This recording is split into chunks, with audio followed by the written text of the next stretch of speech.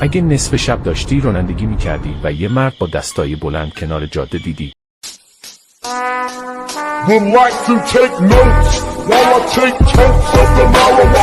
اصلا توقف نکن. اون قسمت از جاده هیچ وقت نباید آبر داشته باشه.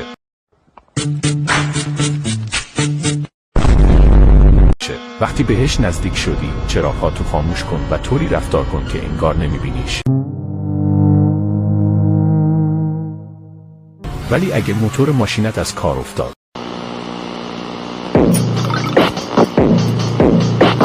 باید این کارا رو انجام بدی.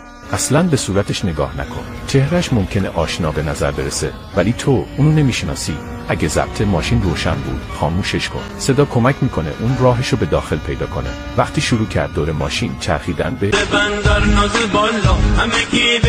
توجه نکن و درها رو قفل کن. اون سعی میکنه هر طوری که شده وارد ماشین شه. اگه اومد کنار شیشه و ازت پرسید ترسیدی.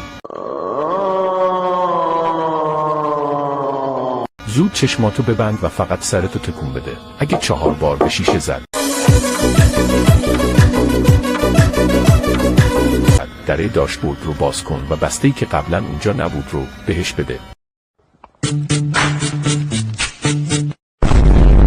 حواست باشه نباید بسته رو باز کنی. حالا میتونی ماشین رو روشن کنی و از اونجا دور شی. ولی یادت نره وانمود کنی کسی رو ندیدی و اونجا اتفاقی نیفتاده. هر کسا سلام. فقط وانمود کن.